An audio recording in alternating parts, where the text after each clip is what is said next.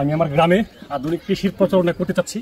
আমি যে বিজনেসটা করি আপনারা সবাই জানেন, অর্গানিক স্কিন কেয়ার এবং অর্গানিক কিছু ফুড, ড্রাই ফুড নিয়ে আমরা হাকিলবাড়ি পরিবার কাজ করি। আমাদের গ্রামে আধুনিক কৃষি নিয়ে কাজ করব। আমি যা করছি এটা আরো 10 জনের মধ্যে ছড়িয়ে দেওয়া, এটাই হলো আমার মূল লক্ষ্য। আর আপনি দেখতে পাচ্ছেন আমার পিছনে, এটা হলো লেমন গ্রাস। লেমন গ্রাস দিয়ে আমাদের বেশ কয়েকটা প্ল্যান আছে। তার মধ্যে 1 নম্বর হলো এরোমা অয়েল, 2 নম্বর হলো লেমন ট্রি। অর্গানিক টি হিসাবে বাজারে ছাড়বো। অর্গানিক এই জন্য বলছি যে আমরা একদমই নিজস্ব তৈরিতে জৈব সার দিয়ে এই লেমন গাছগুলো ফার্মিং করছি। সো এটা যতটুকু লাগিয়েছি খুবই অল্প, বিজনেস পারপাস। তো এটাকে আস্তে আস্তে স্প্রেড করবো।